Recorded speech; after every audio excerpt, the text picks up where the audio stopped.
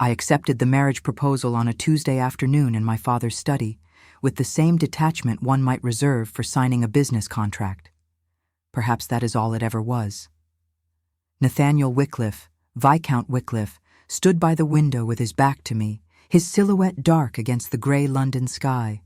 And when my father asked if I consented, I said yes before Nathaniel even turned around. There was no romance in it, no declaration, no tender glance, no promise of devotion.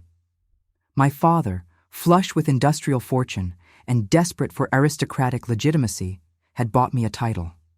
Nathaniel, heir to a crumbling estate and drowning in debt, had sold his name. We were both complicit in the transaction, both aware of its cold arithmetic. I was 23, old enough to know that love was a luxury women like me could not afford. Better a loveless marriage to a viscount than a lonely spinsterhood in a house that smelled of coal smoke and new money. When Nathaniel finally looked at me, his eyes were the color of winter fog, pale and unreadable. He was handsome in the severe way of old portraits, all sharp angles and restrained elegance, but there was something hollow in his expression, something that made me think of empty rooms and extinguished fires. He nodded once, a gesture so brief it might have been a flinch, and then he left without a word. My father poured himself brandy and told me I had done well. I remember thinking that I had just promised my life to a stranger who could not even bear to remain in the same room with me for more than 5 minutes.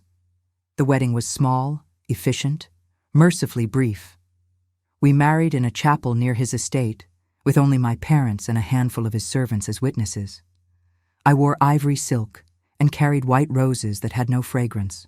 Nathaniel's hand was cold when he slipped the ring onto my finger, and when the vicar pronounced us man and wife, he kissed my cheek with the reluctant formality of a man fulfilling an obligation. My mother wept, though I could not tell if it was from joy or regret. My father looked satisfied, as if he had just closed a particularly advantageous deal.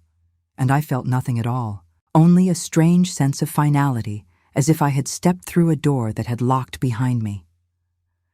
Wycliffe Hall loomed at the end of a long gravel drive, flanked by ancient oaks that seemed to lean inward, as if conspiring to block out the light. It was a sprawling stone manor, gray and austere, with tall windows that reflected the sky like blind eyes. The gardens were overgrown, tangled with ivy and wild roses, and the fountain in the courtyard had long since run dry. Everything about the place spoke of decay, of a grandeur that had been slowly suffocating under the weight of neglect and time. As the carriage rolled to a stop, I felt a chill that had nothing to do with the October wind. Nathaniel helped me down with the same distant courtesy he had shown at the altar, his touch brief and impersonal. The servants lined up to greet us, a small, somber assembly, led by the housekeeper, Mrs. Grimsby, a tall, angular woman with iron-gray hair and a mouth set in a permanent line of disapproval. She curtsied stiffly and welcomed me to Wycliffe Hall in a tone that suggested she did not welcome me at all. The others followed suit, their faces carefully blank, their eyes sliding away from mine as if I were something they preferred not to see. I felt like an intruder, an unwanted guest in a house that had already decided I did not belong. Nathaniel did not show me the house himself. He murmured something about business that required his attention and disappeared into the east wing, leaving me standing in the entrance hall with Mrs. Grimsby. The housekeeper led me through a series of cold, high-ceilinged rooms, each one darker and more oppressive than the last. The furniture was draped in dust covers, the chandeliers were unlit, and the walls were lined with portraits of stern-faced ancestors who seemed to watch me with silent judgment. There were gaps in the arrangement, pale rectangles where paintings had once hung, and I wondered what had been removed and why. My rooms were on the second floor, in the west wing.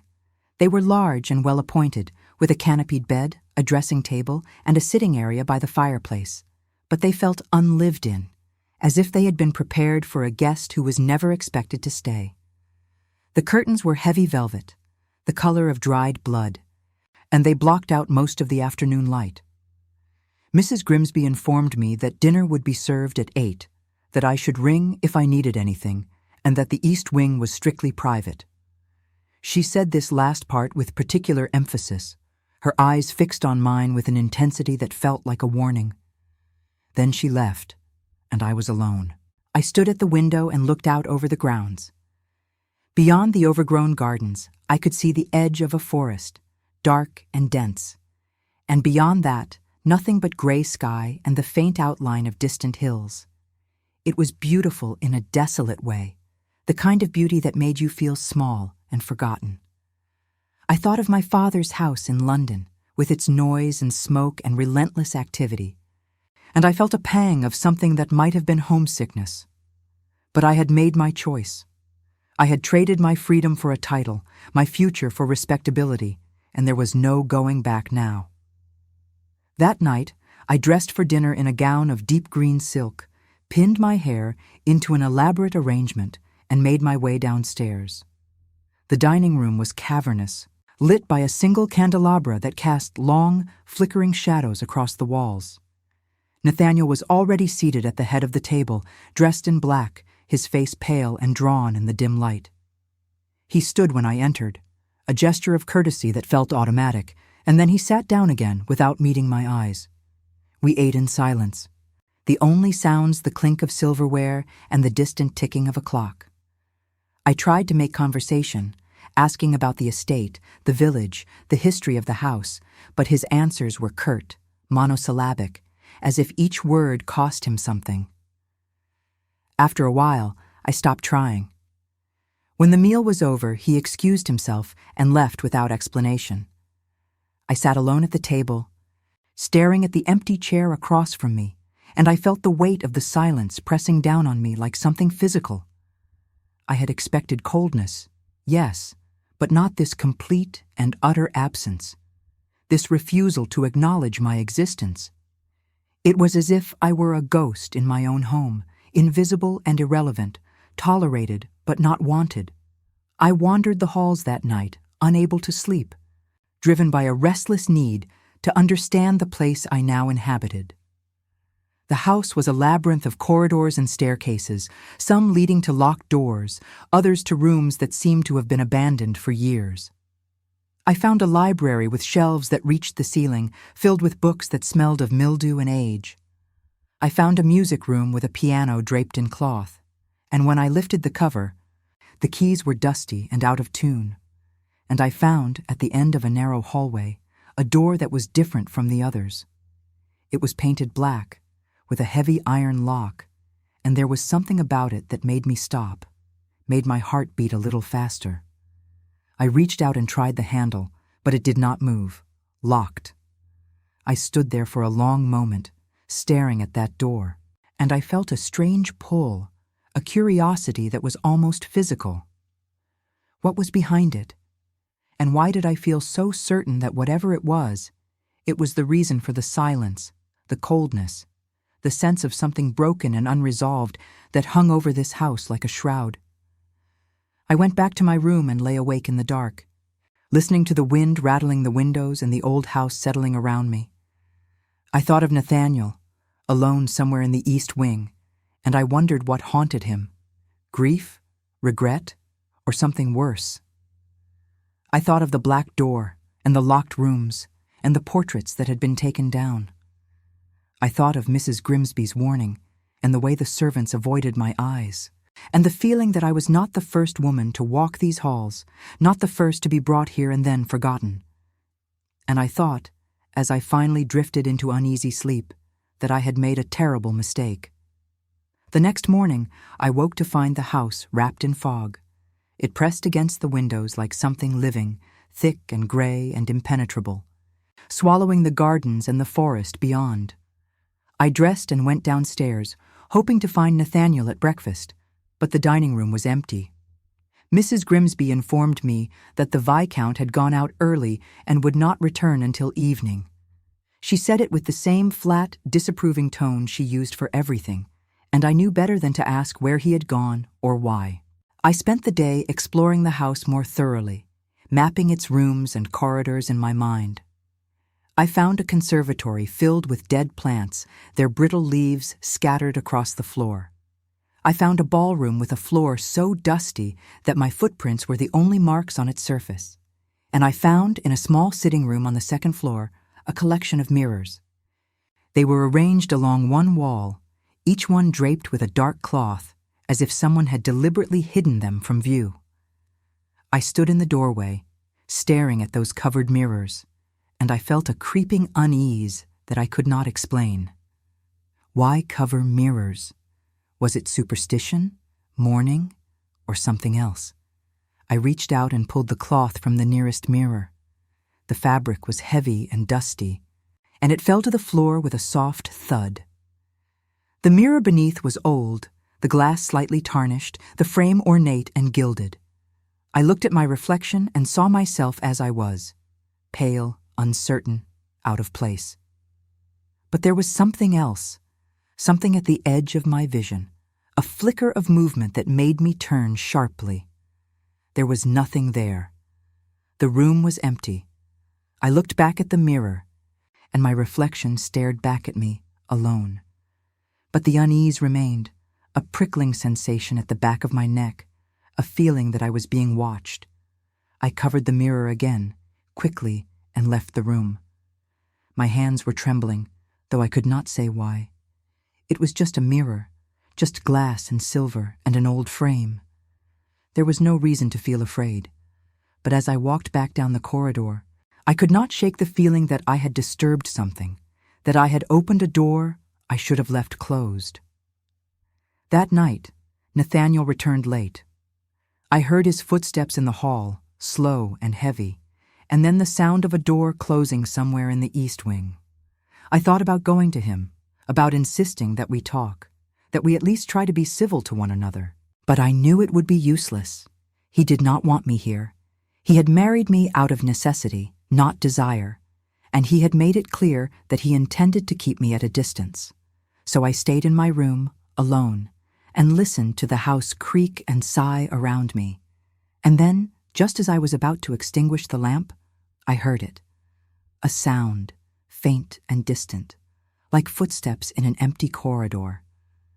I sat up, my heart pounding, and listened. The footsteps came again, closer this time, slow and deliberate, as if someone were walking up and down the hallway outside my door. I got out of bed and crept to the door, pressing my ear against the wood. The footsteps stopped. There was a long silence, and then I heard something else, a soft, rhythmic tapping, like fingernails drumming against glass. I opened the door, my hands shaking, and looked out into the corridor. It was empty. The lamps were burning low, casting pools of weak light along the walls, and there was no one there. But the tapping continued, faint and insistent, coming from somewhere down the hall. I followed the sound, my bare feet cold on the wooden floor, until I reached the small sitting room where I had uncovered the mirror earlier. The door was ajar, though I was certain I had closed it. I pushed it open and stepped inside. The mirror was uncovered again. The cloth lay on the floor where I had left it, but the mirror itself was fully exposed, reflecting the dim light from the hallway. And in that reflection, I saw something that made my blood turn to ice. It was not my reflection. It was the reflection of a woman standing behind me, her face pale and drawn, her eyes dark and hollow. She was wearing a white gown, old-fashioned and torn, and her hair hung loose around her shoulders like a shroud. She was staring at me with an expression of such fury, such desperate longing, that I could not breathe. I spun around, a scream rising in my throat, but there was no one there. The room was empty. I looked back at the mirror, and my own reflection stared back at me, alone and trembling. But I knew what I had seen. I knew that for one impossible moment, there had been someone else in that glass, someone who was not alive, someone who should not have been there at all. I ran from the room, my heart hammering, and I did not stop until I was back in my own chamber with the door locked behind me. I sat on the edge of the bed, shaking, trying to convince myself that it had been a trick of the light, a shadow, my own imagination running wild in a strange and lonely house. But I could not forget her face. I could not forget the way she had looked at me, with such hatred and such sorrow, as if I had taken something from her that she could never get back. And I knew with a certainty that I could not explain that the woman in the mirror was the reason Nathaniel could not look at me. She was the reason the house was silent and cold. She was the reason I had been brought here, not as a wife, but as a replacement for someone who had never really left. I did not sleep that night. I sat by the window and watched the fog roll across the grounds, and I wondered who she had been, and how she had died, and what she wanted from us now. And I wondered if I would survive long enough to find out. I woke the next morning exhausted, my eyes burning from lack of sleep, my mind still reeling from what I had seen in the mirror, or what I thought I had seen. In the gray light of dawn, it was easier to doubt myself, to tell myself that fear and loneliness had conjured phantoms where there were none. But the memory of that pale face, those dark, accusing eyes, would not leave me. I dressed slowly, my hands still unsteady, and went downstairs with a resolve I did not entirely feel. I would not be driven mad by shadows and mirrors. I would not become a trembling, superstitious creature, jumping at every creak and whisper. I would find the truth, whatever it was, and I would face it with my eyes open. Nathaniel was at breakfast, a rare occurrence that startled me when I entered the dining room. He was sitting at the table with a newspaper spread before him, his coffee untouched, his expression distant and preoccupied. He glanced up when I came in, and for a moment our eyes met. I saw something flicker in his gaze, something that might have been guilt or sorrow, but it was gone so quickly I could not be sure. He stood, nodded a brief greeting, and then sat down again, returning his attention to the paper as if I were not there at all. I poured myself tea and took a seat across from him, determined to break the silence that had become the third presence at our table. I asked him if he had slept well, a question so mundane it felt almost absurd, and he answered with a non-committal murmur that told me nothing. I asked about the estate, about the tenants, about whether there were any social obligations I should be aware of, and he replied in clipped, perfunctory sentences, offering no more information than was absolutely necessary.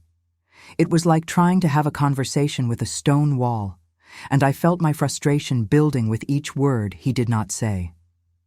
Finally, I set down my teacup with more force than I intended, and the sharp clink of porcelain against porcelain made him look up. I met his eyes and held them, refusing to look away. I told him that I understood this was not a love match, that I had no illusions about what our marriage was or was not, but that we were going to spend our lives together, and surely we could manage basic civility. Surely we could at least speak to one another like human beings instead of polite strangers performing a script. He stared at me for a long moment, and I saw something shift in his expression, something that looked almost like pain. Then he folded the newspaper carefully, stood, and told me in a voice that was perfectly calm and perfectly cold that I should not expect more from him than he could give. He said it as if it were a simple fact, as if he were informing me of the weather or the time of day, and then he left the room without another word. I sat there alone, my hands clenched in my lap, fighting back tears that I refused to let fall. I would not cry over a man who did not want me, who had made it clear from the beginning that I was an inconvenience he had been forced to tolerate. But I also could not ignore the sadness I had seen in his eyes, the way his voice had wavered just slightly when he spoke. There was something broken in him, something that had nothing to do with money or titles or loveless marriages, something far older and far deeper. And I found myself wondering, despite everything, what had broken him. I spent the rest of the morning in the library, searching for some clue, some piece of information that might help me understand the house and the man who inhabited it. The shelves were filled with old volumes, histories of the Wycliffe family, ledgers and account books, collections of poetry and philosophy that had not been touched in years. I pulled down book after book, flipping through brittle pages, looking for I knew not what. A name, a date, a story. Anything that might explain the locked doors and the covered mirrors and the woman I had seen in the glass. I found nothing. Or rather, I found only the usual records of births and marriages and deaths, the tedious cataloguing of a family that had once been powerful and was now slowly fading into obscurity. But there were gaps, I noticed. Missing pages, torn-out entries, places where ink had been carefully scrubbed away. Someone had gone through these records and removed things deliberately and methodically, and I could not help but think that whatever had been erased was precisely what I needed to know. I was about to give up when I found, tucked into the back of a dusty ledger, a small newspaper clipping. It was yellowed with age, the ink faded, but the headline was still legible: Death of Young Lady at Wycliffe Hall. My heart began to pound as I read the brief article beneath. It spoke of a tragedy, a young woman who had died under mysterious circumstances 3 years earlier. Her name was Isabel Radcliffe. She had been engaged to Nathaniel Wycliffe, and she had died just weeks before their wedding. The article was frustratingly vague, offering no details about how she had died, only that it had been sudden and that the family had requested privacy in their time of grief. There was no mention of a funeral, no obituary, no record of where she had been buried. It was as if she had simply vanished, leaving behind only this single, cryptic mention in a forgotten newspaper. I sat back, the clipping trembling in my hands, and I felt a cold certainty settle over me. Isabel. That was her name. The woman in the mirror, the woman who haunted this house, the woman whose portrait had been removed from the walls. She had been Nathaniel's first love, his first bride, and she had died here, in this house, under circumstances that no one would speak of. And now I was here, wearing her ring, sleeping in what might have been her rooms, living the life that should have been hers. No wonder the servants looked at me with such pity and disapproval. No wonder Nathaniel could not bear to be near me. I was not his wife. I was a ghost's replacement, a poor substitute for the woman he had loved and lost. I put the clipping in my pocket and left the library, my mind racing. I needed to know more. I needed to know how Isabel had died, and why her death was such a carefully guarded secret. I thought of the black door I had found on my first night, the one that was locked and forbidden. I thought of the east wing, where Nathaniel disappeared every night, the part of the house that Mrs. Grimsby had warned me not to enter. And I knew, with the kind of reckless determination that comes from fear and anger and loneliness all mixed together, that I was going to break the rules. I was going to find that door, and I was going to open it, and I was going to discover what everyone was so desperate to hide. That afternoon, I waited until I was certain Nathaniel had gone out. I watched from my window as he rode away on horseback, disappearing into the forest at the edge of the grounds, and then I made my way to the east wing. The corridors were darker here, narrower, the air thick with dust and the smell of old wood and damp stone. The servants did not come here, I realized. This part of the house had been abandoned, left to decay in silence. I walked slowly, my footsteps muffled by the threadbare carpet, until I found the black door again.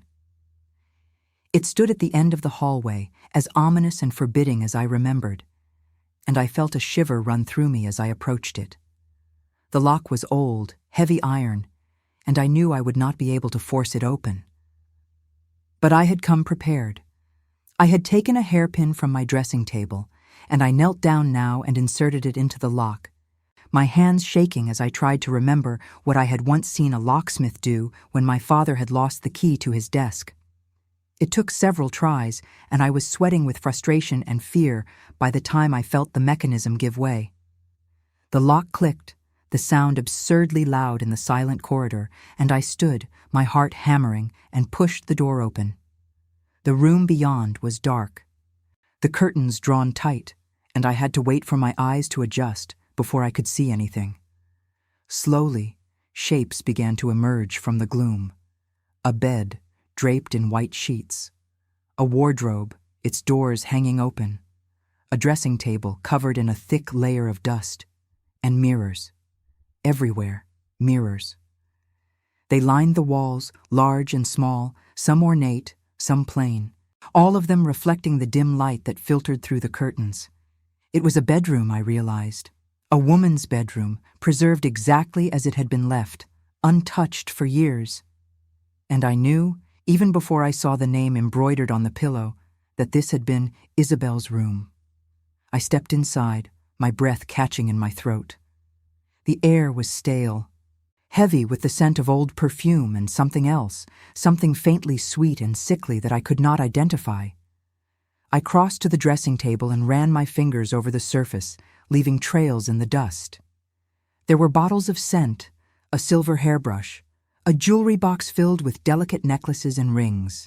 Everything was arranged as if she had just stepped out for a moment and would return at any time. But she would not return. She was dead. And this room was her tomb, a shrine to a woman who had been loved and lost and never forgotten. I opened the wardrobe and found it full of gowns, beautiful, expensive things in silk and velvet and lace. I touched the fabric, and it was cold beneath my fingers, cold and slightly damp, as if the room itself were weeping. I closed the wardrobe and turned to the mirrors, and I felt that same prickling unease I had felt the night before. Why so many mirrors? What had Isabel seen in them? Or what had she wanted to see? I approached the largest mirror, the one that hung above the dressing table, and I stared at my reflection. For a moment, there was nothing. Just my own pale face and wide eyes staring back at me. But then, just as I was about to turn away, I saw it again. A flicker of movement, a shadow that should not have been there. I froze, my heart pounding, and I watched as the shadow took shape, as it became the figure of a woman standing just behind me. Isabel. She was there, in the mirror, her face as pale as death, her eyes fixed on mine with that same terrible intensity. She was wearing a white gown, stained with something dark, and her hair hung around her face in tangled strands. She did not move, did not speak, but I could feel her anger, her resentment, as if it were a living thing pressing against me. I spun around, a scream tearing from my throat, but the room was empty. There was no one there. I looked back at the mirror, and my reflection was alone again, trembling and terrified. But I knew what I had seen. I knew that Isabel was here, that she had never left this house, that she was trapped somehow, bound to these mirrors and these rooms. And I knew that she was not at peace. She was furious, consumed by some unresolved grief or betrayal, and she wanted something from us, from Nathaniel, from me. I backed out of the room, my hands shaking so badly I could barely close the door behind me. I locked it again, my fingers fumbling with the hairpin, and then I ran. I ran down the corridor, away from that terrible room, away from the mirrors and the shadows, and the presence that lingered there. I did not stop until I was back in my own chamber, with the door locked and my back pressed against it, my breath coming in ragged gasps.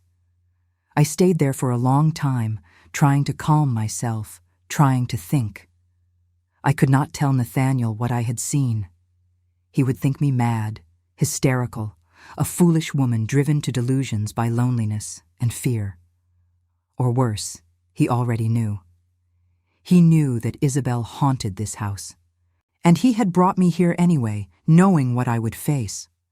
The thought filled me with a cold fury. If he knew, if he had knowingly put me in danger, then he was not just distant and cold. He was cruel. But there was another possibility, one that frightened me even more. What if Nathaniel did not know? What if he was as much a victim of this haunting as I was, tormented by a presence he could not escape, unable to move forward because the past held him prisoner? What if he was not avoiding me out of indifference, but out of fear? Fear that Isabel would hurt me, that she would punish any woman who tried to take her place? I needed to talk to him. I needed to make him tell me the truth, no matter how painful or impossible it might be. But I also knew that he would not speak to me willingly. He had built walls around himself, high and impenetrable, and he would not let me in without a fight. That evening, I did not go down to dinner. I sent word that I was unwell, and I stayed in my room, pacing and thinking and planning. When I finally heard Nathaniel's footsteps in the corridor outside, I waited until he had passed, and then I followed him. He went to the east wing, as I had known he would, and I watched from the shadows as he stopped in front of Isabel's door. He stood there for a long time, his hand resting on the wood, his head bowed, and I could see the tension in his shoulders, the way his body seemed to sag under the weight of something unbearable. Then he turned and walked away, disappearing into another room farther down the hall. I crept forward and pressed my ear to the door of that room, listening. I could hear him moving inside, the soft clink of glass, the creak of a chair.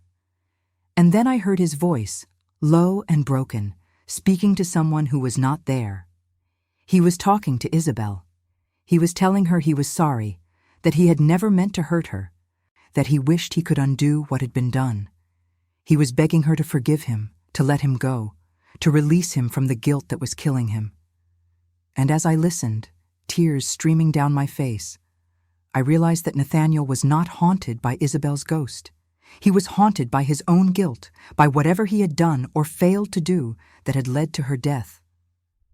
I stepped back, my heart aching for him, and I knew that I could not leave him to suffer alone. I did not love him, not yet, but I felt something for him, something that went beyond pity or curiosity. I felt a connection, fragile and tentative, born out of shared loneliness and the recognition of pain. He was as trapped as I was, as trapped as Isabel, and if there was any hope for either of us, if there was any chance of finding peace in this cursed house, then we would have to face the truth together. I knocked on the door softly, and the talking stopped. There was a long silence, and then the door opened, and Nathaniel stood there, his face drawn and haggard, his eyes red-rimmed. He stared at me as if he could not quite believe I was real, and then he said my name, just once, in a voice that was barely a whisper. I told him that we needed to talk. I told him that I knew about Isabel, that I had seen her in the mirrors, and that I was not afraid. Or rather, I was afraid, but I was not going to run. I was his wife, for better or worse, and whatever was happening in this house, we were going to face it together. He looked at me for a long moment, and I saw something in his eyes that I had not seen before. Hope, perhaps, or relief. Or maybe just the faint glimmer of a man who had been drowning and had suddenly felt solid ground beneath his feet. He stepped back and let me into the room. It was a study lined with books and papers, with a fire burning low in the grate. He gestured to a chair, and I sat, and he poured 2 glasses of brandy with hands that shook. He handed me one, and then he sat down across from me, and he began to tell me the truth. He told me about Isabel, about how they had met, how they had fallen in love, how she had been everything to him. He told me about the engagement, the plans they had made, the future they had dreamed of together, and he told me about the night she died. She had been found in her room, he said, in front of the mirror. There had been no marks on her body, no sign of violence, no explanation for why a healthy young woman would simply stop breathing. The doctors had been baffled. Some had suggested a weak heart, others a sudden seizure, but no one had been able to say for certain. Nathaniel had been devastated, consumed by grief and guilt, because they had argued that night. He had said things he regretted, cruel things born out of jealousy and insecurity, and she had locked herself in her room and refused to see him. And then, the next morning, she was dead. He had never forgiven himself. He had locked her room, covered the mirrors, tried to forget, but he could not forget. She was still there, he said, still in the house, still angry, still waiting for something he could not give her. He heard her at night, walking the corridors, tapping on the glass. He felt her presence, watching him, accusing him. And when he had married me, he had hoped, desperately and foolishly, that bringing another woman into the house might somehow break the hold Isabel had on him. But it had only made things worse, because now Isabel was not just haunting him. She was haunting me. I listened to all of this, my heart breaking for him, and when he finished, I reached across the space between us and took his hand. It was cold, trembling, and I held it tightly. I told him that I did not blame him, that grief and guilt were not the same as responsibility, and that whatever had happened to Isabel, it was not his fault. I told him that we would find a way to end this, to give Isabel peace, and to give ourselves a chance at something resembling a life. I did not know how, but I knew that we could not go on like this, trapped in a house with a ghost who would not let go. He looked at me, and for the first time since I had met him, I saw something other than coldness in his eyes. I saw gratitude and vulnerability and the faintest trace of something that might, one day, become affection. He squeezed my hand, and he said my name again, and this time it sounded like a promise. We sat there for a long time, the fire burning low, the night pressing in around us. And I knew that everything had changed. We were no longer two strangers bound by a contract. We were allies, partners in a fight against something we did not fully understand. And whatever happened next, we would face it together. The next morning brought rain, a steady, relentless downpour that turned the grounds into a gray blur and made the house feel even more like a prison. I woke early, my mind still full of everything Nathaniel had told me, and I found him already awake, standing at the window of his study and staring out at the storm. He turned when I entered, and I saw that he had not slept. There were dark circles under his eyes, and his face was drawn with exhaustion, but there was also something different in his expression. A fragile openness, a willingness to let me see him as he truly was. He asked if I had slept well, and I told him the truth. I had not. I had lain awake thinking about Isabel, about the mirrors, about what it meant to be haunted by someone who refused to let go. He nodded, as if he had expected this, and then he told me that he had been thinking too. He said that if we were going to end this, if we were going to free ourselves from Isabel's presence, we needed to understand why she was still here. Ghosts, he said, did not linger without reason. They were bound by unfinished business, by unresolved emotions, by something that kept them tethered to the world of the living. And if we could discover what that was, if we could give Isabel what she needed, perhaps she would finally be able to rest. I agreed, though I felt a chill at the thought of deliberately seeking out the spirit that had already frightened me so badly. But I also knew that Nathaniel was right. We could not simply live in fear, avoiding mirrors and locked rooms, waiting for Isabel to make her next move. We had to act. We had to take control of the situation before it consumed us both. We decided to start by learning everything we could about Isabel's life, her family, her relationship with Nathaniel. He told me that she had been the daughter of a country gentleman, educated and refined, with a passion for music and literature. She had been lively, spirited, full of laughter and warmth, the kind of woman who could light up a room simply by entering it. They had met at a ball in London, and Nathaniel had fallen in love with her almost immediately. She had been everything he was not, open, expressive, unafraid of emotion, and she had loved him in return, or so he had believed. But there had been complications. Isabel's family had not approved of the match at first, concerned that Nathaniel's financial difficulties would make him an unsuitable husband. There had been negotiations, delays, arguments. And then, just when everything seemed settled, just when the wedding was about to take place, Isabel had changed. She had become moody, withdrawn, prone to sudden fits of anger or tears. Nathaniel had assumed it was nerves, the natural anxiety of a bride preparing for marriage, but now he wondered if there had been something more. Something she had not told him. Some secret or fear that had been eating away at her in those final weeks. The night of their argument, the night she died, they had been discussing the wedding arrangements. Nathaniel had been frustrated by her reluctance to finalize certain details, and he had accused her of having second thoughts. She had denied it, but he had pressed, and the conversation had turned bitter. He had said things he regretted, questioned her commitment, suggested that perhaps she did not love him as much as she claimed. She had been furious, hurt, and she had told him to leave. He had stormed out, intending to return the next day to apologize, but by then it was too late. She was dead. As I listened to this, I felt a growing sense of unease. There was something missing from the story, some piece that did not fit. If Isabel had truly loved Nathaniel, why had she been so reluctant to move forward with the wedding? What had changed in those final weeks? And what had she been doing in her room, alone, in front of the mirror, when she died? Nathaniel had no answers. He had asked himself these questions 1,000 times, and he had never found any explanation that made sense. I suggested that we search her room again, more thoroughly this time. Perhaps there was something we had missed, some clue that would help us understand what had happened.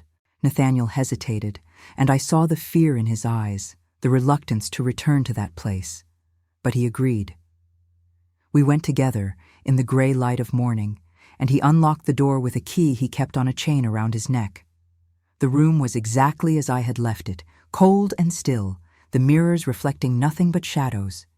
We began to search, carefully, methodically. Nathaniel went through the wardrobe, checking the pockets of gowns, looking for anything that might have been hidden. I examined the dressing table, opening drawers, lifting bottles and boxes. And then, at the back of one of the drawers, I found it. A small leather-bound journal, its pages yellowed and brittle. I opened it, my hands trembling, and I saw Isabel's handwriting, neat and precise, filling page after page. It was a diary. Her diary. I looked at Nathaniel, and he came to stand beside me, reading over my shoulder. The early entries were cheerful, full of descriptions of parties and visits, her growing affection for Nathaniel, her excitement about the future. But as the weeks went on, the tone changed. She began to write about strange dreams, about feeling watched, about voices she heard in the night. She wrote that she felt as if someone were trying to tell her something, to warn her about something, but she could not understand what. She mentioned the mirrors, how she had begun to see things in them, shadows and shapes that should not have been there.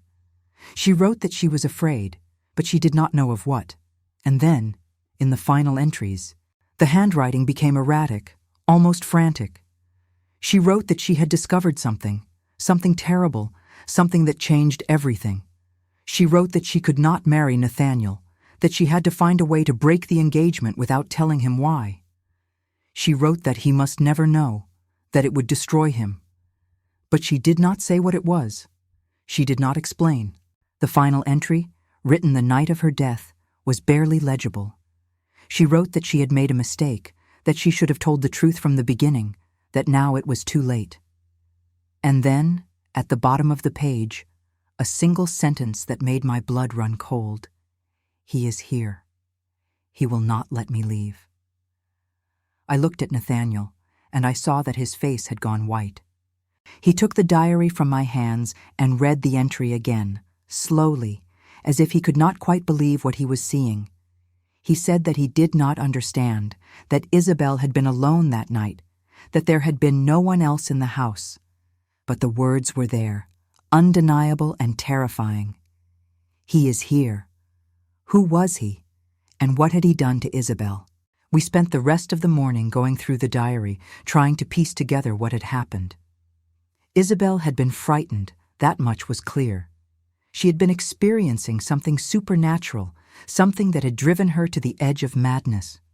But why? What had she done, or discovered, that had brought this presence into her life? And was it the same presence that haunted the house now? Or was Isabel herself the ghost, trapped by her own fear and the circumstances of her death? Nathaniel was shaken, his composure crumbling.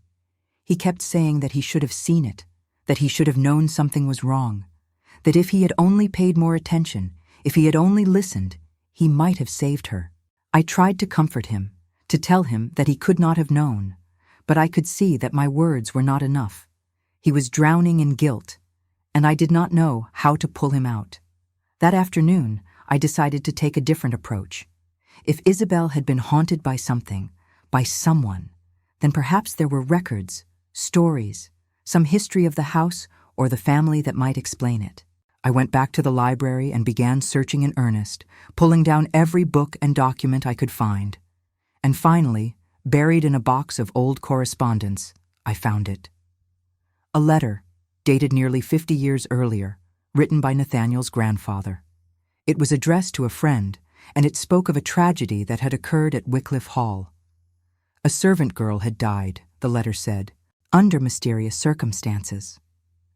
She had been found in one of the upper rooms, in front of a mirror, with no explanation for her death. The family had hushed it up, paid off the girl's family, and life had gone on. But the letter hinted at something darker.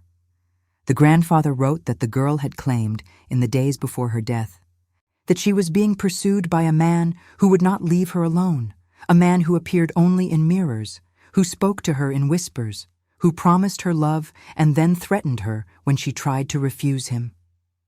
I sat back, the letter trembling in my hands, and I felt a terrible clarity settle over me. This was not the first haunting at Wycliffe Hall. It was not even the second. The house had a history, a pattern, and Isabel had been its latest victim. There was something here, some malevolent presence that preyed on women, that used the mirrors as a gateway, that trapped them and consumed them and left nothing behind but grief and unanswered questions. And now it was turning its attention to me.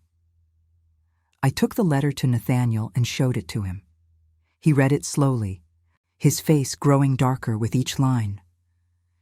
When he finished, he looked at me, and I saw in his eyes a terrible realization. Isabel had not been haunted by guilt or fear or unfinished business. She had been hunted. And if we did not find a way to stop this thing, whatever it was, then I would be next. We talked for hours, trying to make sense of it all. Nathaniel told me that there were stories, old legends about spirits that could inhabit mirrors, that fed on the fear and loneliness of those who looked into them.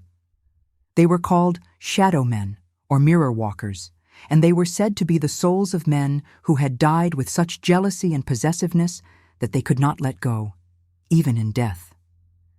They sought out women who were vulnerable, isolated, and they would court them, seduce them, and then, when their victims tried to escape, they would destroy them.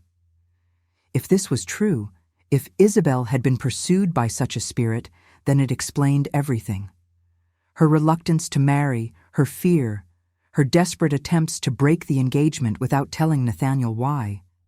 She had been trying to protect him, to spare him the knowledge that she was being claimed by something he could not fight.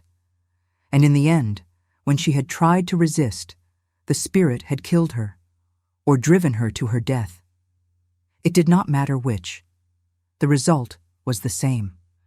And now the spirit was still here, still hungry, still searching for another victim. It had been waiting, patient and malevolent, and when I had arrived, it had seen its opportunity. It had begun to appear to me, to show itself in the mirrors, to make its presence known. And if I did not find a way to stop it, I would end up like Isabel, dead in front of a mirror with no explanation, no justice, no peace. I asked Nathaniel what we could do. How did one fight a spirit? How did one destroy something that had no body, no substance, no vulnerability? He did not know. But he said that there were people who might. Spiritualists, mediums, those who claimed to communicate with the dead and to understand the forces that lay beyond the veil. He said that there was a woman in the village, an old woman whom people whispered about, who was said to have the sight. Her name was Mrs. Thorne, and she had lived in the area all her life. If anyone knew how to deal with a haunting, it would be her. I agreed immediately. I did not care if people thought us foolish or superstitious. I did not care if Mrs. Thorne turned out to be a fraud or a charlatan. I was willing to try anything, to grasp at any hope, if it meant stopping this thing before it claimed me as it had claimed Isabel. Nathaniel sent word to the village that evening, asking Mrs. Thorne to come to Wycliffe Hall as soon as possible. And then we waited. That night, the house was quiet. Too quiet. I lay in bed, staring at the ceiling, listening for the sound of footsteps or tapping glass, but there was nothing. It felt like the calm before a storm, the eerie stillness that precedes violence. I got up and went to the window, looking out at the darkened grounds. The rain had stopped, and the moon was rising, casting long shadows across the garden. And then I saw something that made my heart stop. There was a figure standing at the edge of the forest, just beyond the reach of the moonlight. A woman, dressed in white, her hair loose and wild. She was staring up at the house, at my window, and even from this distance, I could feel her gaze, cold and accusing. Isabel. She was outside, no longer confined to the mirrors, no longer bound by the walls of the house. She was free, and she was coming closer. I backed away from the window, my breath coming in short, panicked gasps. I ran to Nathaniel's room and pounded on the door, calling his name. He opened it immediately, and I told him what I had seen. He went to the window and looked out, but the figure was gone. There was nothing there but shadows and moonlight. He tried to reassure me, to tell me that it had been a trick of the light, but I could see that he did not believe it himself. He was afraid. We both were. We spent the rest of the night together, sitting by the fire in his study, neither of us willing to be alone. We talked about anything and everything, trying to distract ourselves, trying to hold on to some sense of normalcy. And slowly, as the hours passed, I began to see him not as the cold, distant man I had married, but as someone who was suffering, who was fighting his own battles, who was trying, in his own way, to protect me. I saw his kindness, his intelligence, his quiet strength, and I felt something shift inside me, something that was no longer just pity or curiosity, but the beginning of something deeper: affection, respect, perhaps even the first fragile stirrings of love. When dawn finally came, pale and gray, Nathaniel looked at me and said that no matter what happened, he would not let the spirit take me. He said that he had lost Isabel, and he would not lose me too. He said it with such conviction, such fierce determination, that I believed him. And I realized in that moment that I did not want to be lost. I wanted to fight. I wanted to live. And I wanted to do it with him beside me. Mrs. Thorne arrived that afternoon, a small, wiry woman with sharp eyes and a no-nonsense manner. She listened to our story without interruption, her expression grave, and when we finished, she nodded slowly. She said that what we were dealing with was indeed a mirror walker, a spirit of obsession and possession, and that it was far more dangerous than most hauntings. She said that such spirits could not be reasoned with or appeased. They had to be banished, driven out by force and ritual, and she said that the ritual would require a sacrifice, something of great personal value, something that represented the bond between the living and the dead. Nathaniel asked what she meant, and she said that the spirit was connected to Isabel, bound to her memory and her unfinished life. To break that connection, we would need to destroy the object that tied them together. The mirrors, all of them. Every mirror in the house would have to be shattered, the glass broken and buried, the reflections erased forever. Only then would the spirit lose its hold, its gateway into our world. It seemed impossible. There were dozens of mirrors in the house, some of them priceless antiques, family heirlooms.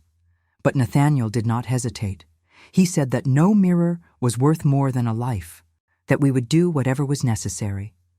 Mrs. Thorne nodded approvingly and said that we would begin that night, at midnight, when the veil between worlds was thinnest. She would perform the ritual, and we would break the mirrors, and if we were successful, the spirit would be banished for good. I felt a mixture of fear and hope as we prepared. This was our chance, our only chance, to end the nightmare. But I also knew that the spirit would not go quietly. It would fight back, and there was no guarantee that we would survive. I thought of Isabel, of the terror she must have felt in her final moments, and I vowed that I would not suffer the same fate. I would not let this thing win. As night fell, we gathered in Isabel's room, where the mirrors were most concentrated. Mrs. Thorne lit candles and drew symbols on the floor in chalk, muttering words in a language I did not recognize. Nathaniel and I stood together, holding hands, waiting for the ritual to begin. And as the clock struck midnight, Mrs. Thorne began to chant, her voice rising and falling in a strange, haunting rhythm. The air grew cold, unbearably cold, and the candles flickered and dimmed. I felt a presence, heavy and oppressive, pressing down on us, and I knew that the spirit was here, that it was aware of what we were trying to do. The mirrors began to rattle in their frames, and I saw shadows moving in the glass, dark shapes that twisted and writhed like living things. Mrs. Thorne's voice grew louder, more insistent, and she commanded us to break the mirrors, to shatter the glass and destroy the gateway. Nathaniel picked up a chair and swung it at the nearest mirror. The glass exploded, shards flying in all directions, and I heard a sound, a terrible, inhuman shriek that seemed to come from everywhere and nowhere at once. I grabbed a heavy candlestick and smashed another mirror and another, the glass cracking and splintering beneath my blows. The shadows screamed and clawed at us, and I felt cold hands on my arms, my throat, trying to pull me back, trying to stop me. But I did not stop. I kept swinging, kept breaking, driven by a fury and a fear that gave me strength I did not know I had. And then, suddenly, it was over. The last mirror shattered, the shadows dissolved, and the room was silent. Mrs. Thorne stopped chanting, and the candles flared back to life, burning bright and steady.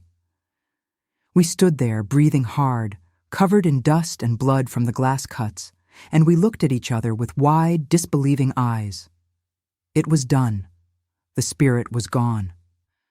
Mrs. Thorne gathered her things and told us that we must bury the glass outside, far from the house, and never speak of it again. She said that the spirit was banished, but not destroyed, and that if we gave it any opportunity, any crack in our defenses, it might return. We thanked her, and she left, disappearing into the night as quietly as she had come. Nathaniel and I stood alone in the empty room, surrounded by broken glass and the remnants of the ritual.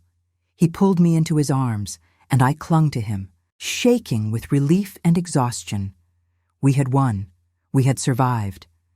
And for the first time since I had come to Wycliffe Hall, I felt something like hope. The days that followed the ritual were strange, suspended between relief and uncertainty. We buried the broken glass as Mrs. Thorne had instructed in a patch of earth at the far edge of the grounds where the forest began. Nathaniel dug the hole himself, refusing help from the servants, as if this were a private penance he needed to perform. I stood beside him in the cold morning air, watching as he shoveled dirt over the glittering shards, and I thought of Isabel, of the servant girl before her, of all the women who had suffered in this house. I hoped that we had finally given them peace, that the breaking of the mirrors had severed whatever dark connection bound them to this place. For nearly a week, the house was quiet, truly quiet, in a way it had not been since my arrival.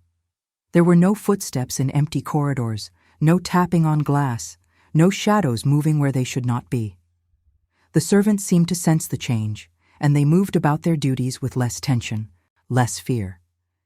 Mrs. Grimsby even offered me something that might have been a smile when I passed her in the hallway one morning. Nathaniel began to emerge from his self-imposed isolation, joining me for meals, walking with me through the gardens, speaking to me not with the cold formality of a stranger, but with the cautious warmth of someone who was learning to trust again. We talked, really talked, for the first time since our marriage. He told me about his childhood in this house, about his parents who had died when he was young, about the weight of responsibility that had fallen on him too early. He told me about his dreams for the estate, his hopes of restoring it to something more than a monument to decay. And I told him about my own life, about growing up in the shadow of my father's ambition, about the loneliness of being neither fully accepted by the old aristocracy nor comfortable in the world of industry and trade. We discovered that we had more in common than either of us had realized. We were both caught between worlds, both struggling to find a place where we belonged. And slowly, carefully, something began to grow between us. It was not the passionate, all-consuming love that Nathaniel had felt for Isabel, nor was it the romantic ideal I had once imagined for myself.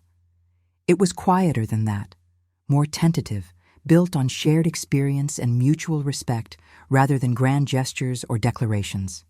But it was real. I found myself looking forward to his company, to the sound of his voice, to the rare moments when he smiled and his whole face transformed.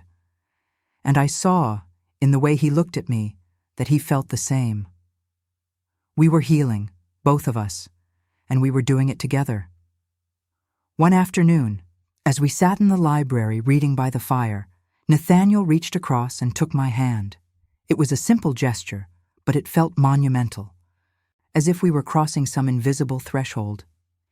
He said that he wanted to thank me, that I had saved him from a darkness he had not known how to escape.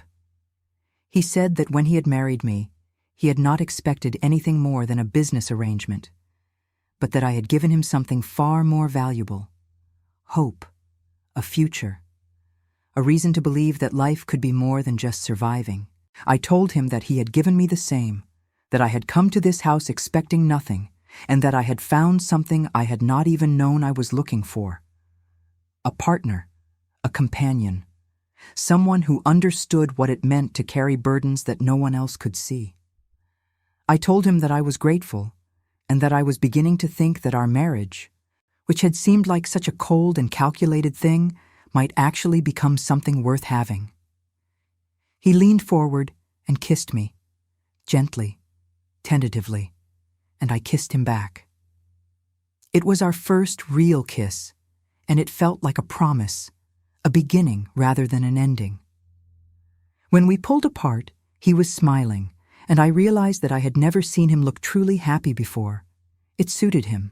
It made him look younger, less haunted, more alive. But even as we grew closer, even as the house seemed to settle into a fragile peace, I could not entirely shake the feeling that something was not finished. There were moments, usually late at night when I was alone in my room, when I felt a coldness in the air that had nothing to do with the weather. There were times when I caught movement out of the corner of my eye, only to turn and find nothing there. And once, just once, I thought I heard a woman's voice, soft and distant, calling a name I could not quite make out. I told myself it was my imagination, the lingering effects of fear and trauma. I told myself that the ritual had worked, that the spirit was gone, that we were safe, but I could not quite believe it. There was something unresolved, something that gnawed at the edges of my consciousness like a splinter I could not remove. Nathaniel seemed to feel it too, though he did not speak of it. I saw it in the way he sometimes paused in doorways, listening, or the way his eyes would drift to the places where mirrors had once hung. We had removed all of them, every single one, leaving blank spaces on the walls that felt like wounds.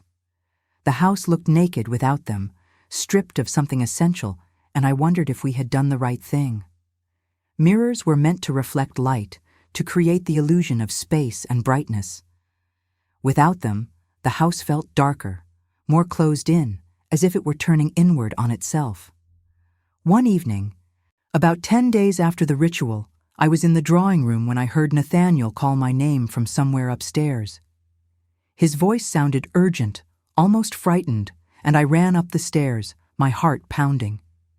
I found him standing in the corridor outside Isabel's room, staring at the door. It was open. We had locked it after the ritual, and Nathaniel still wore the key on the chain around his neck.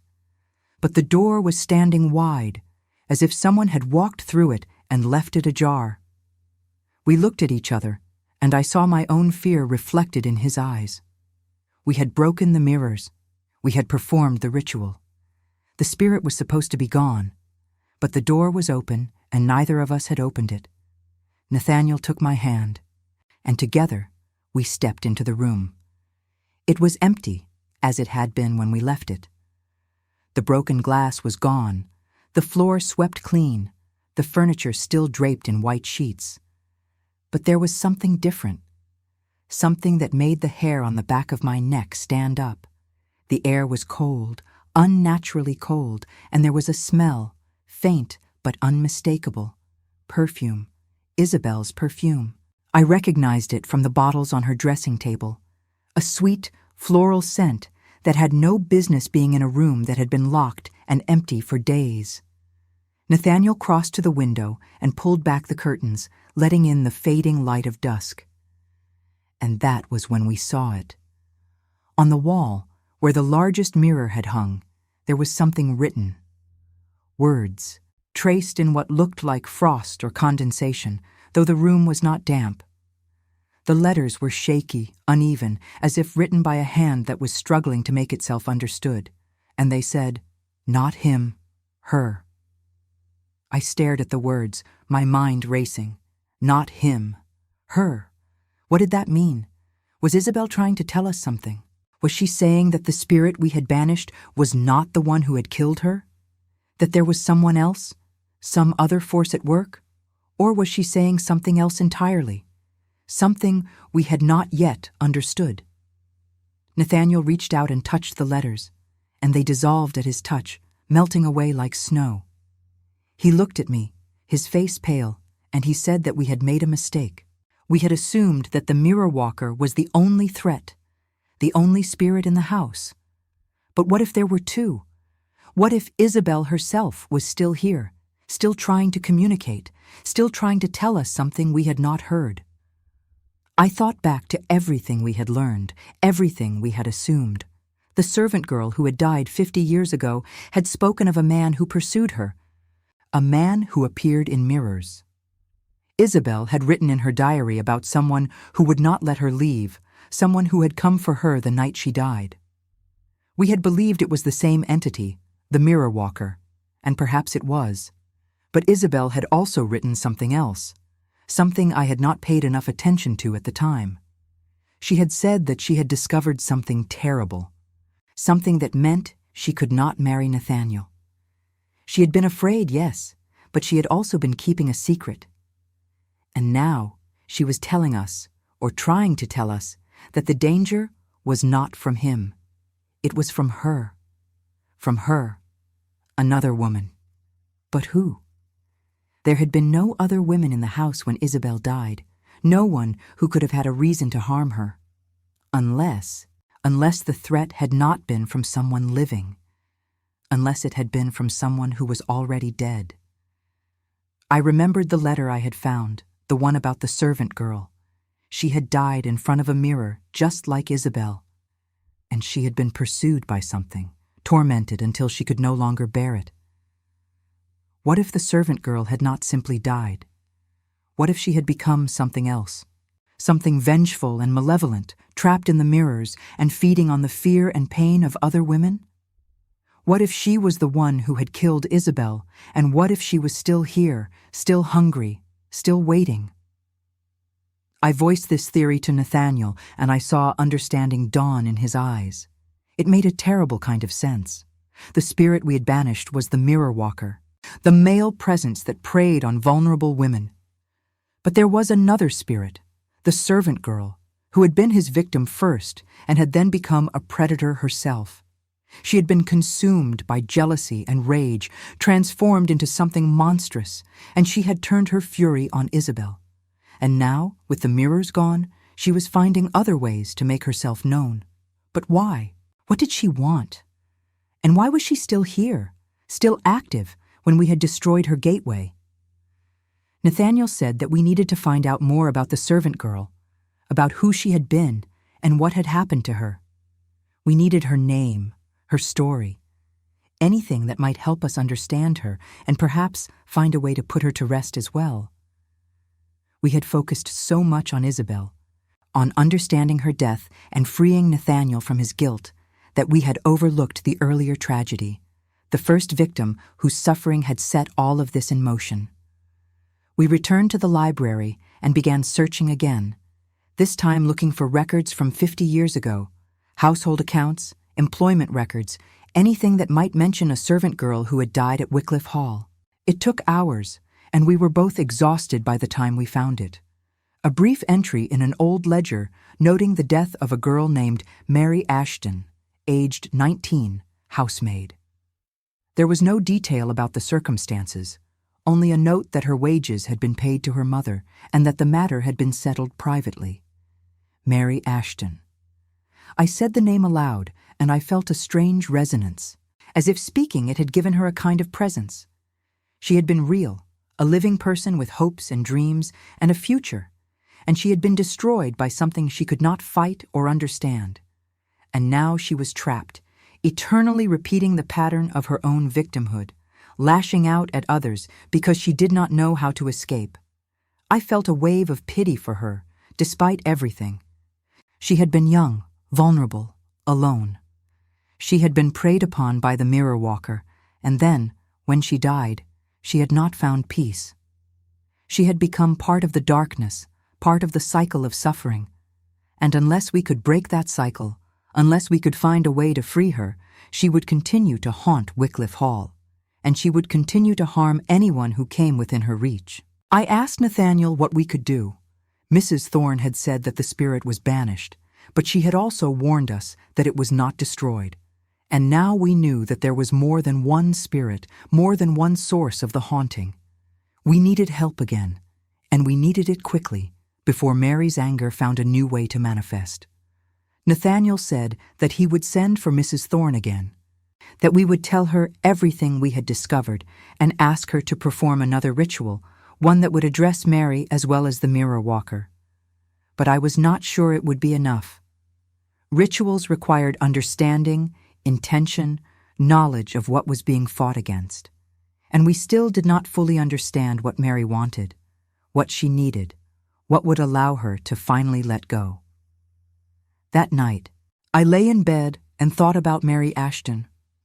I thought about her life, her death, her transformation into something monstrous. I thought about the injustice of it, the way she had been forgotten, erased from history except for a single line in a ledger. And I thought about Isabel, who had tried to tell us something with her final message. Not him. Her. Isabel had known. She had understood. In the end, that the real danger was not the mirror walker, but the girl he had destroyed. I decided that I would try to reach Isabel, to communicate with her directly. If she was still here, still trying to help us, then perhaps she could tell us what we needed to know. I got out of bed and went to the room that had been hers. The door was closed now, locked again, but I had taken the key from Nathaniel's study. I unlocked the door and stepped inside.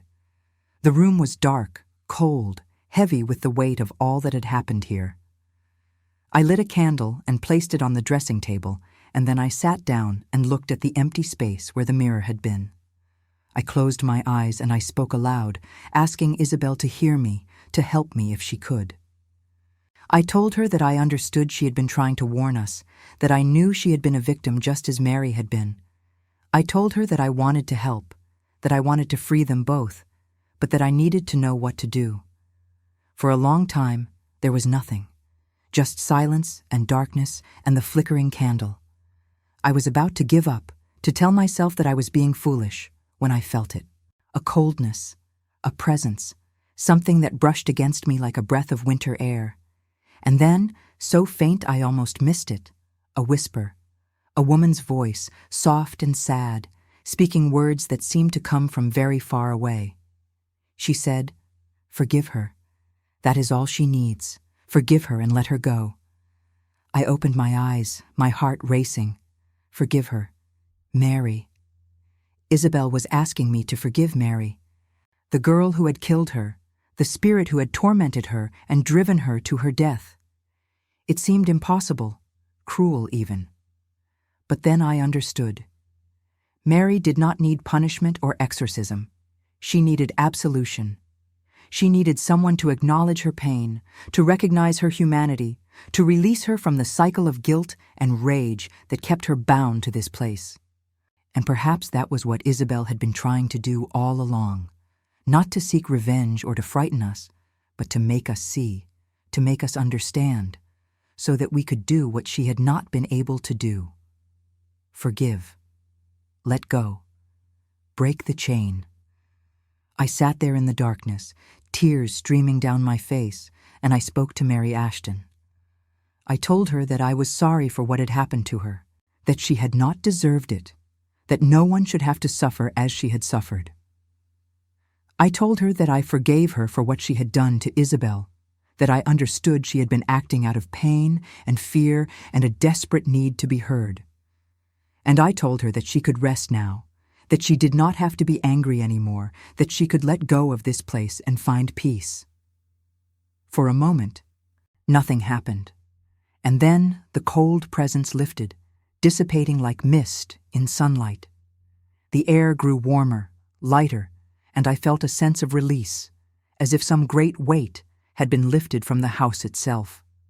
I knew, with a certainty I could not explain, that Mary was gone, not banished, but freed. She had heard me, and she had accepted the forgiveness I offered, and she had finally been able to move on. I sat there for a while longer, crying softly, grieving for both Mary and Isabel, for all the women who had been trapped and forgotten and silenced. And then I felt another presence, gentler this time, warmer. Isabel. She was there, just for a moment, and I felt her gratitude, her relief. She had been waiting all this time, not haunting us, but protecting us, trying to guide us toward the truth. And now that the truth had been acknowledged, now that Mary had been freed, Isabel could finally rest too. I whispered goodbye, and I felt her slip away, a faint brush of warmth against my cheek, like a kiss or a blessing. And then I was alone, truly alone, in a room that was no longer haunted. I went back to my chamber and climbed into bed, exhausted, but strangely at peace. I had done something tonight, something important. I had broken a cycle of suffering that had lasted for 50 years, and I had discovered something about myself in the process. I was stronger than I had thought. I was capable of facing fear, of confronting darkness, of offering compassion even when it cost me something. I was not the timid, overlooked heiress I had once been. I was becoming someone new. When I woke the next morning, Nathaniel was sitting on the edge of my bed, watching me with an expression I had never seen before. It was tender, full of wonder, and something very close to love. He said that the house felt different, that something had changed in the night. He asked if I knew what it was, and I told him everything. I told him about speaking to Isabel, about forgiving Mary, about the release and the peace I had felt. He listened in silence, and when I finished, he took my hand and held it tightly. He said that I was extraordinary, that he did not know how I had found the courage or the wisdom to do what I had done. He said that I had saved him, saved the house, saved everyone who might have been harmed by the hauntings if they had continued. And he said that he loved me, not because I was convenient or because I had brought money to save his estate, but because I was brave and kind and strong in ways he was only beginning to understand. I looked at him, at this man who had been a stranger just weeks ago, and I realized that I loved him too. It had crept up on me slowly, this feeling, built from shared danger and mutual respect and the quiet comfort of his presence. It was not the dramatic, consuming passion of novels and poems. It was something steadier, deeper, more real, and it was enough, more than enough. We sat there together as the morning light filled the room, and we talked about the future, about what we would do now that the house was finally free, about the life we would build together, not as strangers bound by contract, but as partners who had chosen each other. It felt like a new beginning, a second chance for both of us. But even as we made our plans, even as we allowed ourselves to hope, I knew that the darkness had left its mark. We would carry the memory of what had happened here, the knowledge of what we had faced and overcome. And we would be vigilant, always, making sure that the cycle never started again, that no one else would ever suffer as Mary and Isabel had suffered. The house was ours now, truly ours, and we would fill it with light. Spring came to Wycliffe Hall like a benediction, slow and tentative at first, and then with gathering confidence. The gardens, so long neglected, began to stir with new life. Crocuses pushed through the hard earth, their purple and white heads nodding in the breeze. The trees that had seemed dead and skeletal through the winter months unfurled tender green leaves, and the fountain in the courtyard, which Nathaniel had repaired with his own hands, began to flow again, its gentle splash a sound of renewal and hope. I spent those early spring days working alongside the gardeners, clearing away the wild growth that had choked the flower beds, planting new seeds, bringing order and beauty back to a place that had been left to die. It was hard work, physical and demanding, and I loved it. I loved the feel of earth under my fingernails, the ache in my muscles at the end of the day, the visible proof that my efforts were making a difference. The servants, who had watched me with such suspicion when I first arrived, began to warm to me. They saw that I was not some pampered lady who expected to be waited on hand and foot.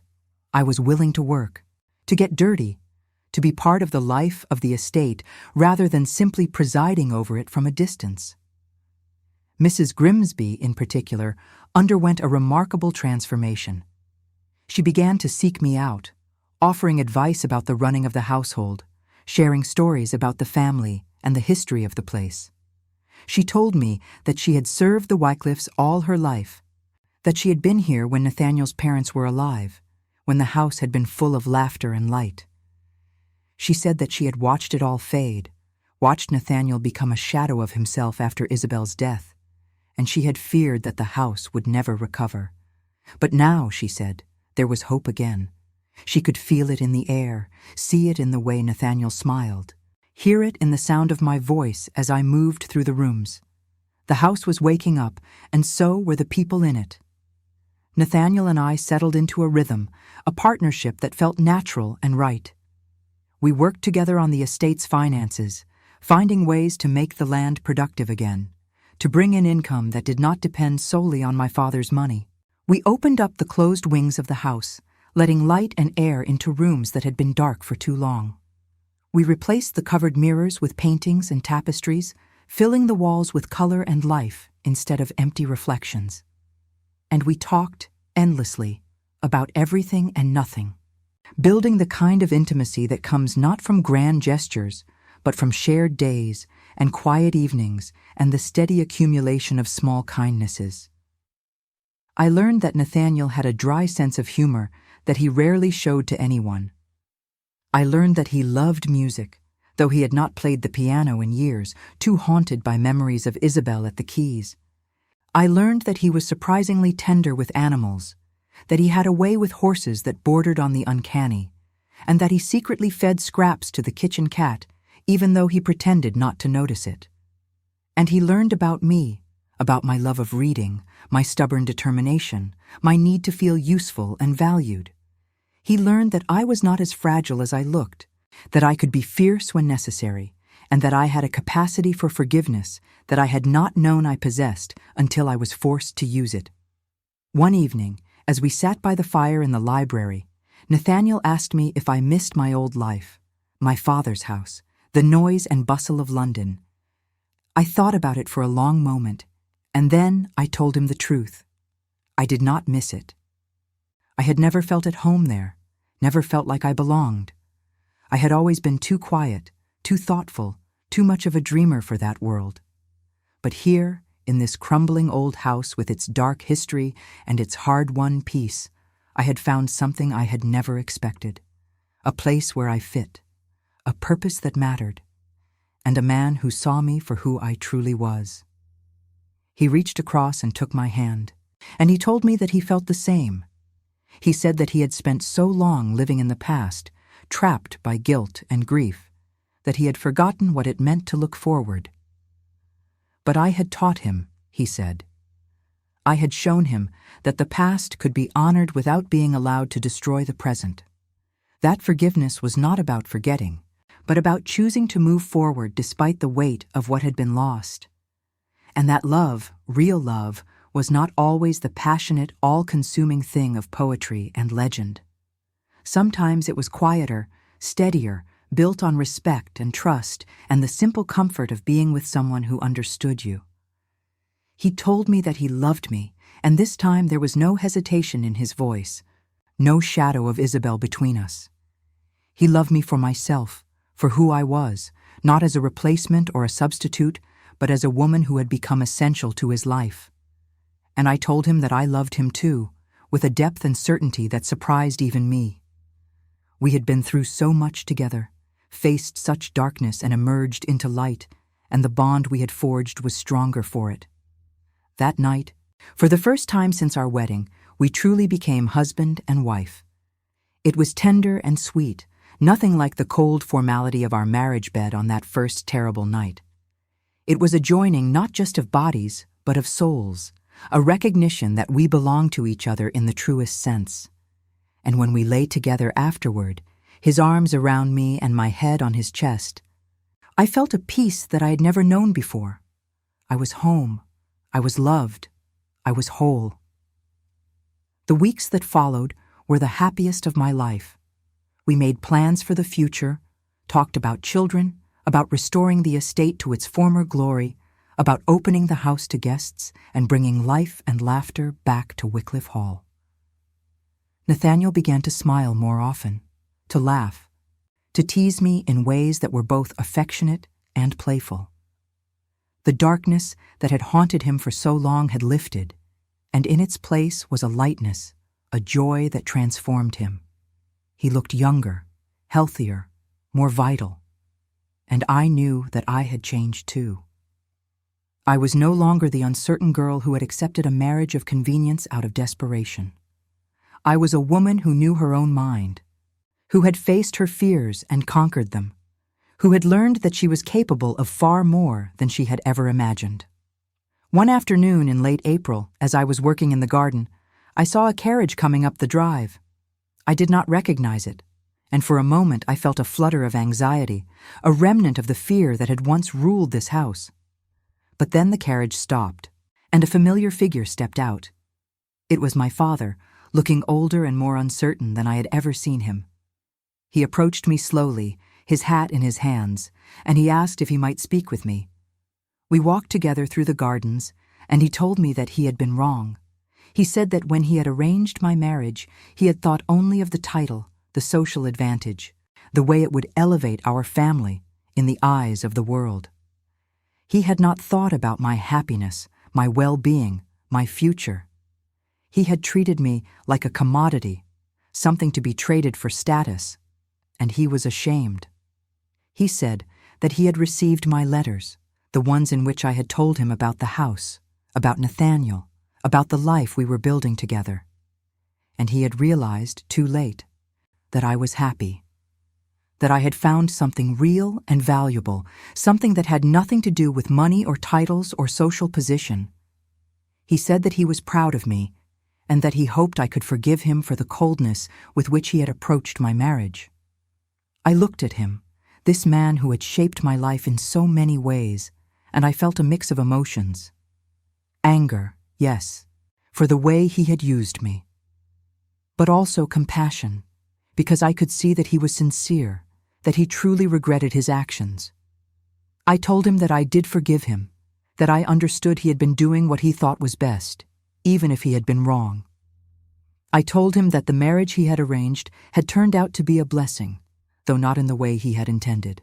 And I told him that he was welcome to visit, to get to know Nathaniel, to be part of our lives if he wished. He embraced me, and I felt him trembling. He said that he had feared I would turn him away, that I would be too hurt to ever speak to him again. But I had learned something important in these past months. I had learned that holding on to anger and resentment only poisoned the one who held it. That forgiveness was not a gift to the person who had wronged you, but a gift to yourself, a way of releasing the burden and moving forward. I had forgiven Mary Ashton, a woman who had tried to harm me. Surely I could forgive my own father, who had acted out of misguided ambition rather than malice. My father stayed for 3 days, and in that time he and Nathaniel formed a tentative friendship. They talked about business, about the estate, about the future, and I saw my father's respect for Nathaniel grow, saw him begin to understand that the man I had married was not just a title or a name, but a person of intelligence and integrity and quiet strength. When he left, he told me that he was glad I had found happiness, and that he would do whatever he could to support us. It was not the warm, demonstrative relationship I might have wished for, but it was something. It was a beginning. As summer approached, I realized that I was with child. I had suspected it for a few weeks, but I had not been certain until the morning sickness began, and I could no longer deny the signs. I told Nathaniel one evening as we walked by the fountain, and I watched his face transform with joy and wonder. He pulled me into his arms and held me tight, and I felt his tears against my hair. He said that he had never dared to hope for this, that after everything that had happened, he had thought himself unworthy of such happiness. But here it was, a new life, a new beginning, a symbol of everything we had overcome and everything we had built together. We prepared for the baby's arrival with a kind of quiet excitement. Nathaniel insisted on turning one of the sunny rooms on the second floor into a nursery, and he spent hours painting it himself, choosing soft colors and filling it with light. I sewed tiny clothes, knitted blankets, and imagined what it would be like to hold our child, to watch them grow up in a house that was no longer haunted but filled with love and laughter. We talked about names, about hopes and dreams, about the kind of parents we wanted to be. And we promised each other that our child would grow up knowing they were loved, knowing they were safe, knowing that their home was a place of warmth and light. One night, as I lay in bed feeling the baby move inside me, I thought about Isabel and Mary. I thought about how their lives had been cut short, how they had never had the chance to experience the joys I was experiencing now, and I felt a deep gratitude, not just for my own life, but for the lessons they had taught me. They had shown me that love could survive death, that forgiveness was more powerful than vengeance, and that the past, no matter how painful, did not have to define the future. I whispered a prayer for them, wherever they were, that they had found peace at last, and I made a silent promise that I would never forget them, that I would tell their stories to my child when the time was right, so that they would not be lost to history. They deserved to be remembered, not as ghosts or cautionary tales, but as women who had suffered and endured and, in the end, helped to bring light into a place that had been dark for far too long. Our daughter was born in early autumn, on a crisp October morning when the leaves were just beginning to turn. The birth was long and difficult, but when I finally held her in my arms, all the pain was forgotten. She was perfect, tiny, and red-faced and squalling, with a shock of dark hair and eyes that would later turn the same gray as her father's. Nathaniel wept when he saw her, and he touched her face with such tenderness, such reverence, that I fell in love with him all over again. We named her Grace because that was what she represented. Grace, forgiveness, the gift of a second chance. The house that had once been so silent filled with the sounds of life. Grace's cries, her laughter, the patter of her tiny feet when she learned to walk. We hired a young nursemaid, a cheerful girl from the village who adored Grace and became like family to us. The servants doted on her, Mrs. Grimsby especially, who seemed to soften with every smile Grace gave her. And Nathaniel was a devoted father, spending hours playing with her, reading to her, teaching her about the estate and the land that would one day be hers. As the years passed, we continued to heal and to grow. We restored the house, room by room, until it no longer felt like a monument to decay, but like a living, breathing home. We hosted dinners and gatherings, inviting neighbors and friends, bringing laughter and conversation back to walls that had been silent for too long. And we told stories, Nathaniel and I, about the past and the lessons we had learned, about the importance of facing fear, of offering forgiveness, of choosing love over bitterness. I never forgot the woman I had been when I first came to Wycliffe Hall, the lonely, uncertain girl who had accepted a marriage of convenience because she saw no other choice. But I barely recognized her now. I had become someone stronger, wiser, more compassionate. I had learned that true strength was not about never being afraid, but about facing fear and moving forward anyway. I had learned that love was not always easy or romantic or perfect, but that it could be deep and real and worth fighting for. And I had learned that the past, no matter how dark, could be transformed by the choices we made in the present. One evening, many years after Grace was born, Nathaniel and I stood together in the garden, watching the sun set over the grounds. He put his arm around me, and I leaned into him, feeling the warmth of his body and the steady beat of his heart. He said that he often thought about the day we met, about how cold and distant he had been, about how he had never imagined that our marriage would become what it had.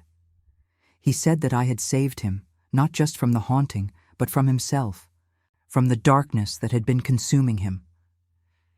And he said that every day he woke up grateful for me, for Grace, for the life we had built together.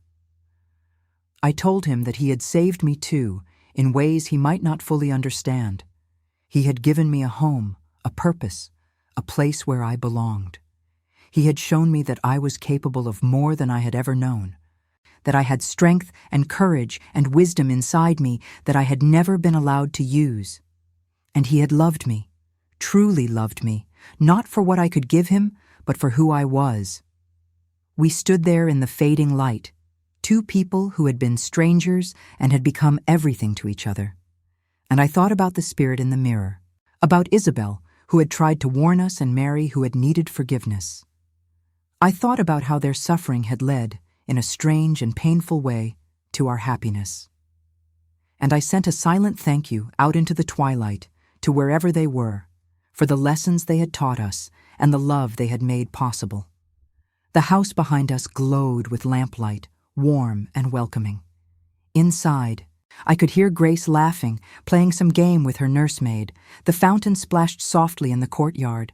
The gardens bloomed with flowers that I had planted with my own hands, and I knew with a certainty that went bone deep that we had won. We had taken a place of darkness and death and transformed it into a place of light and life. Wycliffe Hall was no longer haunted. It was home, and we were, at long last, at peace. I had come here as an heiress who accepted a marriage of convenience, expecting nothing and hoping for little. And I had found everything I had never known I needed: love, purpose, belonging. A man who saw me and valued me and stood beside me through the darkest nights. A child who filled our days with joy. A house that had been redeemed by forgiveness and transformed by hope. The spirit in the mirror had claimed many things, but in the end, she had not claimed us. We had claimed ourselves. We had chosen life over death, love over fear, light over darkness. And that choice, made again and again in small ways and large, had made all the difference. As the stars began to appear in the darkening sky, Nathaniel and I turned and walked back toward the house, hand in hand. Behind us, the garden settled into the quiet of evening. Ahead of us, our daughter waited, and the rooms glowed with warmth. And all around us, the house that had once been so full of sorrow stood strong and proud, a testament to the power of forgiveness, the resilience of the human spirit, and the enduring strength of love. We had survived, we had triumphed, and we would live, truly live, in the house that was ours, in the life that we had fought for and won, together.